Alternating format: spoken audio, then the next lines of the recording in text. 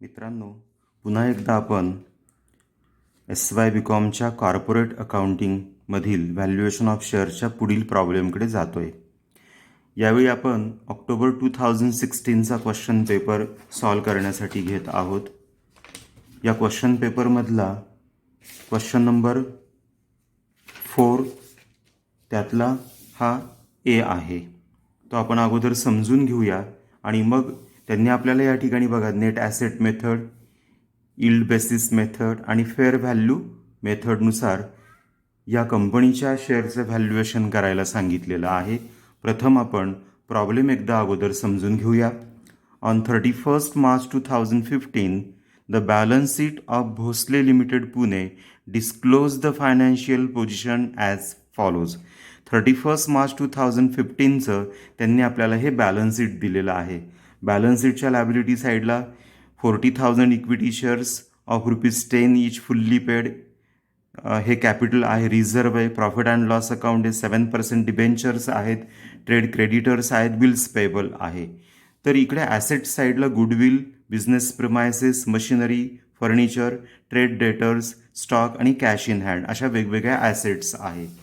तर आपल्याला पुढील पेजवर त्यांनी काय सांगितलं आहे बघा आता. The additional information as on 31 March 2015 made available to you which is as follows. Assets were valued as follows. म्हणजे 31 March 2015ला जरी बॅलन्स शीटच्या ॲसेट साईडला ॲसेटच्या ह्या किमती असल्या तरी प्रत्यक्षात आपण ॲसेटचं व्हॅल्युएशन कोणत्या प्राईजनुसार केलेलं आहे ते आपल्याला त्यांनी इथं दिलेलं आहे. आणि जेव्हा तुम्ही नेट ॲसेट काढतात तेव्हा आपल्याला कोणत्या व्हॅल्यूज घ्यायच्या असतात, तर प्रेझेंट व्हॅल्यू घ्यायच्या असतात, रिअलायझेबल व्हॅल्यूज घ्यायच्या असतात. तर तेव्हा आपल्याला ही ॲडजस्टमेंट नंबर 1 कन्सिडर करावी लागेल. त्यानंतर सेकंड ॲडजस्टमेंटमध्ये आपल्याला लास्ट 3 इयरचा परफॉर्मन्स दिलेला आहे, नेट प्रॉफिट दिलेला आहे. या आधारे आपण काय करणार आहोत, तर यील्ड मेथडमध्ये आपल्याला profit available for equity share holder calculate करण्यासाठी जो एक्सपेक्टेड प्रॉफिट काढायचा असतो तर तो ह्या 3 वर्षांच्या प्रॉफिटच्या मदतीने आपण कॅल्क्युलेट करणार आहोत. पुढे ते सांगतात of which 20% were transfer to reserve, this proportion being considered reasonable in the industry in which the company is engaged. तर 20% एवढा जो काही प्रॉफिटमधला बॅलन्स आहे तो दरवर्षी आपण रिझर्वला ट्रान्सफर करणार आहोत. आणि पुढे म्हणतात where a fair return on investment may be taken at 20%. मग आता फेअर रिटर्न ऑन इन्व्हेस्टमेंट म्हणजेच काय, तर नॉर्मल रेट ऑफ रिटर्न तो किती आहे, 20%. आणि मग या सर्व इन्फॉर्मेशनच्या आधारे त्यांनी आपल्याला काय कॅल्क्युलेट करायला सांगितलं बघा. You are required to calculate the valuation of equity shares separately ignoring taxation as per number 1 net asset method, second yield basis method and third fair value method.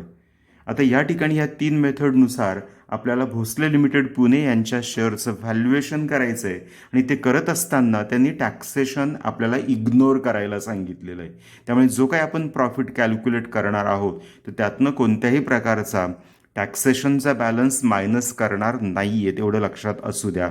तर चला मित्रांनो, आता आपण हा प्रॉब्लेम सॉल्व करायला सुरुवात करूया.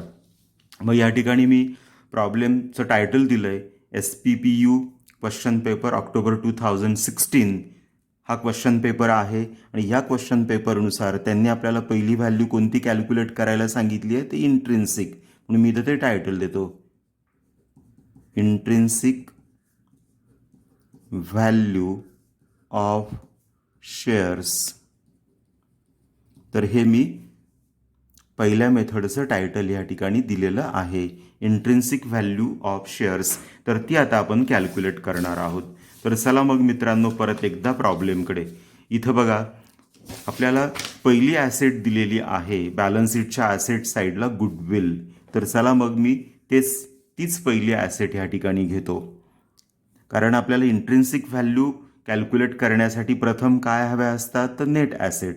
मग नेट ॲसेट कॅल्क्युलेट करण्यासाठी आपल्याला प्रथम काय पाहिजे, तर प्रेझेंट व्हॅल्यू ऑफ ॲसेट्स आपल्याला माहीत असल्या पाहिजे.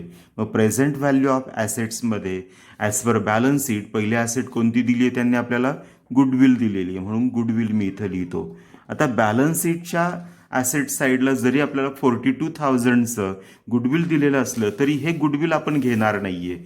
तर गुडविलची रक्कम कोणती घ्यायची, तर जी ॲडजस्टमेंटमध्ये दिलेली आहे रिअलायझेबल व्हॅल्यू, आणि ती किती आहे 50,000. तर घ्या मग गुडविलची अमाऊंट आता आपल्याला माहीत झाली 50,000, म्हणून मी ती इथं घेतली 50,000. गुडविल नंतर आहे बिझनेस प्रिमायसेस. बिझनेस प्रिमायसेस आणि बिझनेस प्रिमायसेस 2,70,000 बॅलन्स शीटच्या ॲसेटला आहे, परंतु as per adjustment present value किती आहे 1,95,000. मग घ्या ती रक्कम 1,95,000. त्यानंतर पुढची ॲसेट आहे मशिनरी. मशिनरीची अमाऊंट 2,20,000 आहे, परंतु ॲज पर ॲडजस्टमेंट मशिनरी मात्र किती आहे 1,35,000. मग ह्या ती 1,35,000ची अमाऊंट इथे 1,35,000. मशिनरी नंतर आहे फर्निचर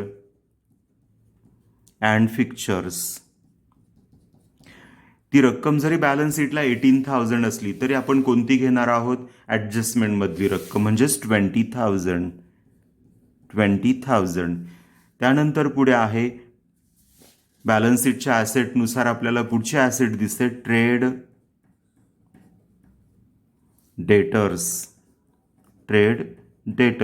आता ट्रेड डेटरच्या पुढे इथं ब्रॅकेटमध्ये वाक्य आहे ना, ते खूप महत्त्वाचं आहे. बघा काय म्हटलं, ऑल कन्सिडर्ड गुड, आणि आउटरला रक्कम आहे 2,75,000.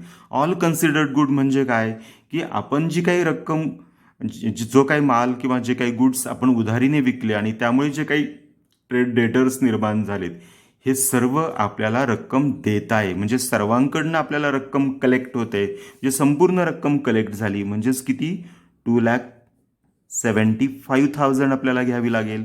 पुढे आहे stock.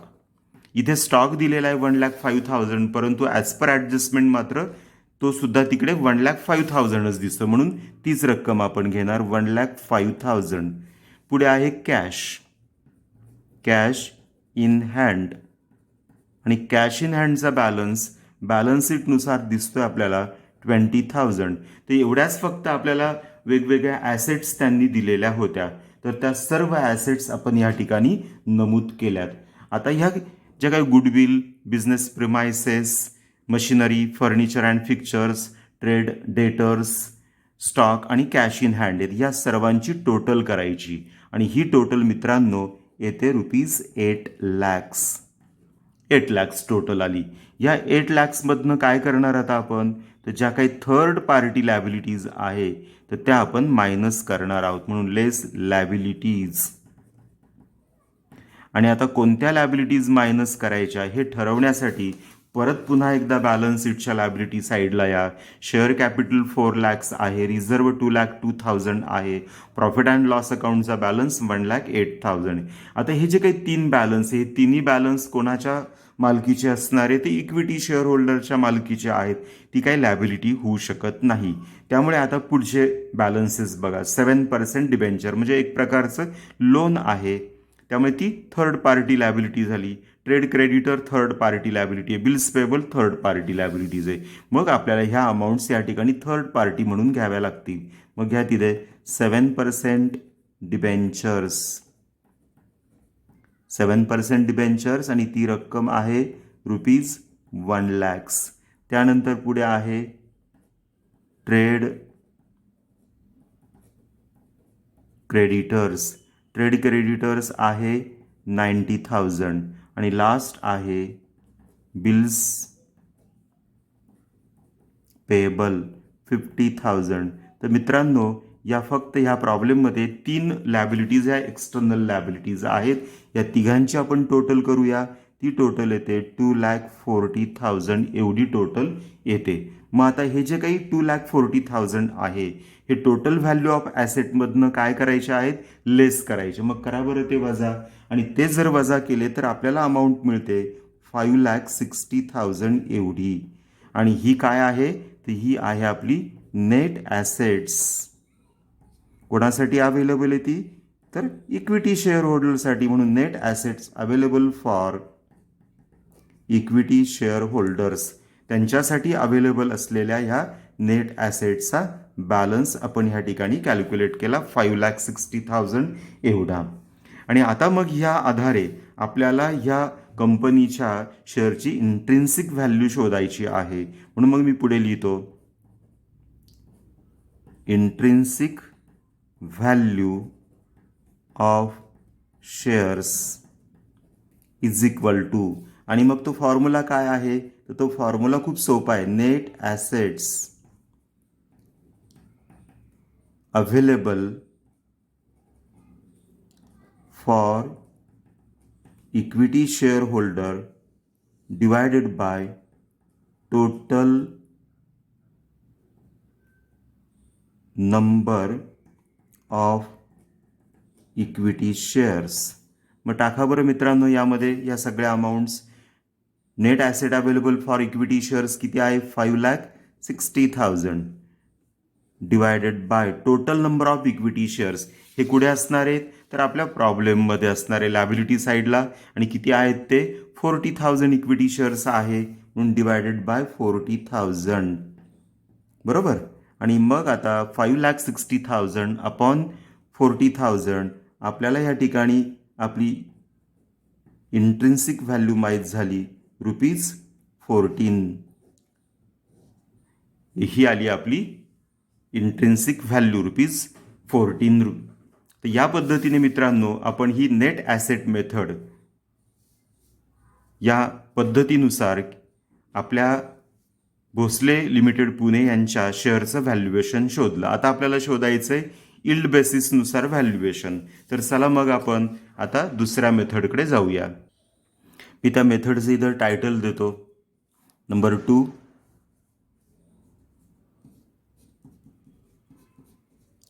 Yield value of shares. मग आता त्यासाठी पुन्हा एकदा आपल्याला प्रॉब्लेमकडे जावं लागेल. तर मित्रांनो बघा इथे second adjustment the net profit for the last 3 years wear as follow. 3 वर्षांचा प्रॉफिट दिलेला आहे. मग या 3 वर्षांच्या प्रॉफिटची टोटल करून आपण ॲव्हरेज प्रॉफिट कॅल्क्युलेट करायचा.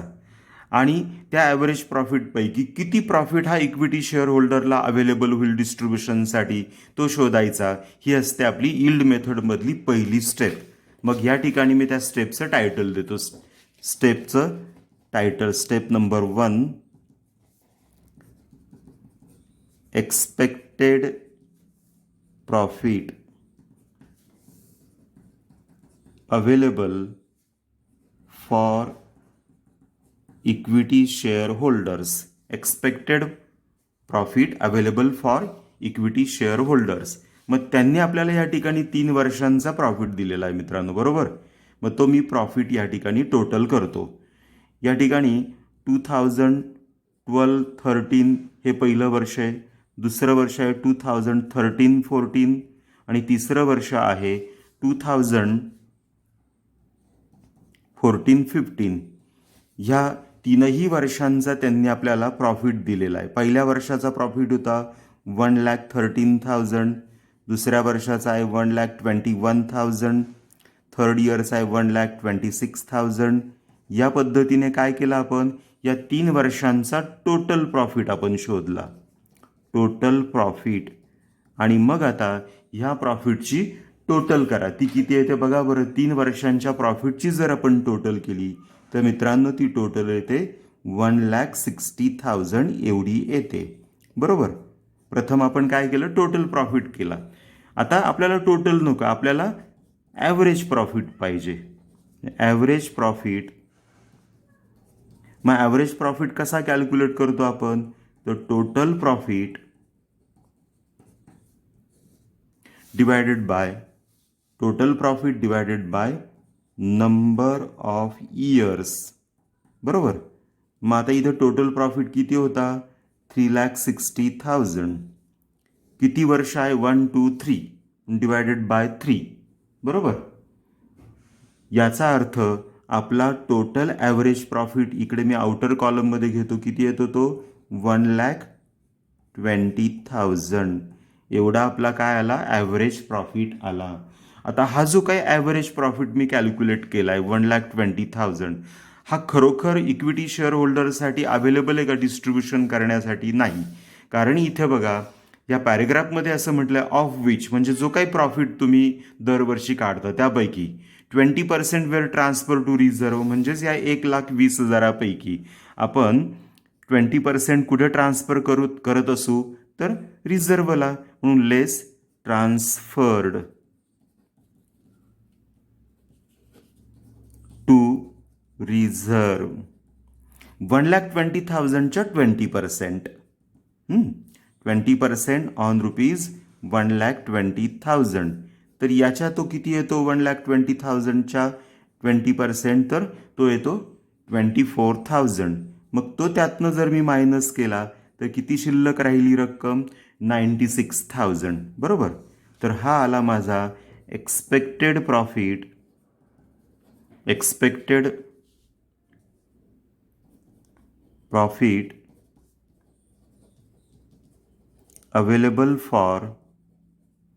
available for equity shareholders. Expected profits available for equity share holder आणि तो आहे 96,000. तर या पद्धतीने मित्रांनो पहिली स्टेप कंप्लीट करायची. एकदा का ही स्टेप तुम्ही कंप्लीट केली की जाऊया आता आपण स्टेप नंबर 2 कडे. स्टेप नंबर 2 मध्ये काय कॅल्क्युलेट करायचं असतं? तर तो असतो expected rate of return calculate करायचा असतो. बरोबर. स्टेप नंबर 2 ही स्टेप नंबर 1 होती ज्याच्यामध्ये आपण profit available for equity shares calculate केला. आता स्टेप नंबर 2 मध्ये आपण काय कॅल्क्युलेट करतोय? Expected rate of return calculate करतोय. परंतु त्यासाठी मित्रांनो तुम्हाला त्याचा फॉर्म्युला माहीत असला पाहिजे. आणि काय तो फॉर्म्युला आहे? तर तो फॉर्म्युला आहे profit available for equity share holders, profit available for equity shareholder divided by total equity capital into 100. तर हा तो फॉर्म्युला आहे. मग यामध्ये फक्त काय करा आता मित्रांनो? फक्त फिगर टाका. प्रॉफिट अवेलेबल जस्ट इतक्यात आपण शोधली की नाही 96,000, म्हणून 96,000 divided by total equity capital. चला बॅलन्स शीटच्या लायबिलिटी साईडला किती आहे ते equity capital? 4 lakhs divided by 4 lakhs into 100. आणि आता सिम्पली फक्त हा सॉल्व करायचा.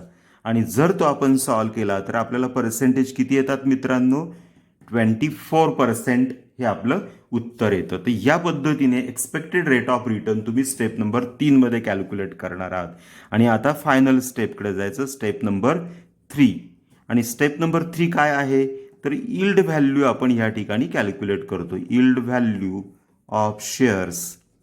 आता ह्या ठिकाणी आपल्याला यील्ड व्हॅल्यू मेथडनुसार आपल्या शेअरचं उत्तर शोधायचं आहे. मग ते शोधण्यासाठी आपल्याला फॉर्म्युला माहीत असला पाहिजे की नाही? काय आहे बरं तो फॉर्म्युला?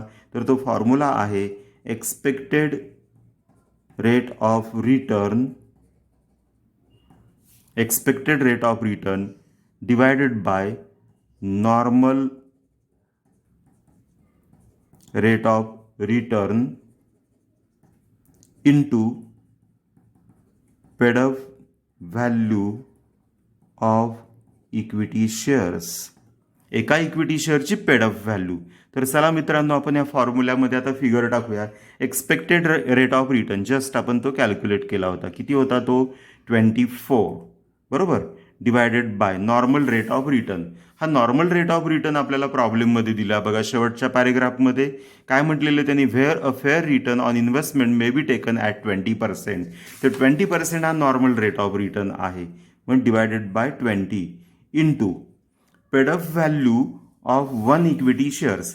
चला बॅलन्स शीटच्या लायबिलिटी साईडला किती दिसतोय? तर 1 इक्विटी शेअरची पेड अप व्हॅल्यू ₹10 आहे, म्हणून इंटू 10. बरोबर.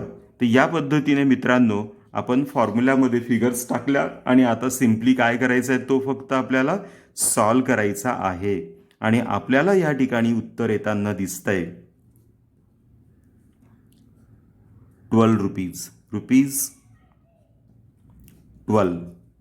तर यील्ड मेथडनुसार आपल्याला या ठिकाणी ही जी भोसले लिमिटेड पुणे आहे यांच्या एका शेअरचं व्हॅल्युएशन माहीत होतं आहे 12 रुपीज. तर मित्रांनो, पहिल्या मेथडमध्ये आपण इंट्रिन्सिक व्हॅल्यू मेथडनुसार त्यांच्या कंपनीचं व्हॅल्युएशन केलं, ते 14 आलं.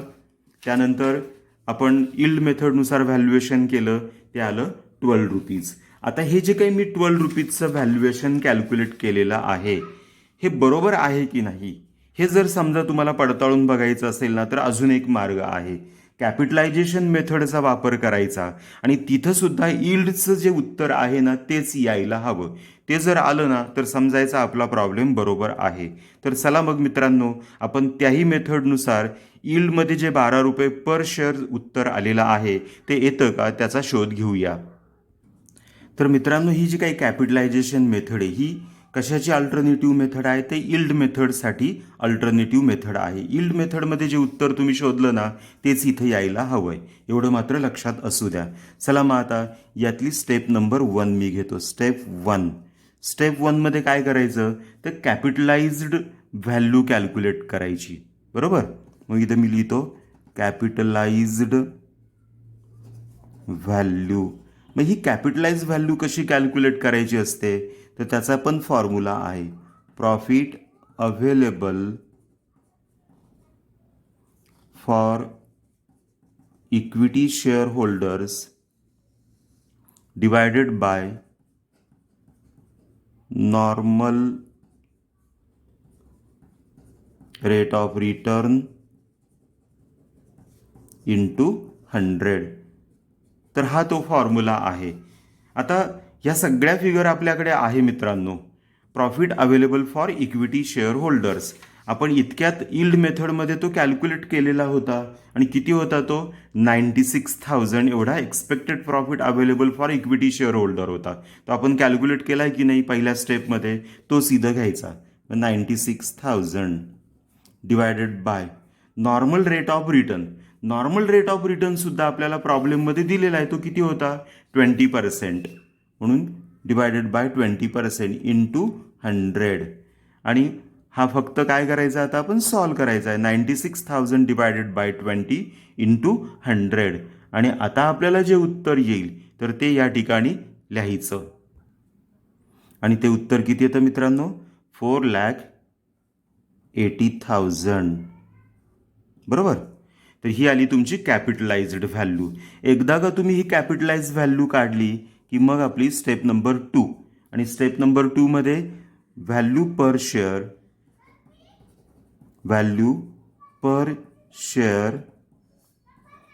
As per capitalised method is equal to. तर तो फॉर्म्युला आता आपल्याला माहीत असला पाहिजे.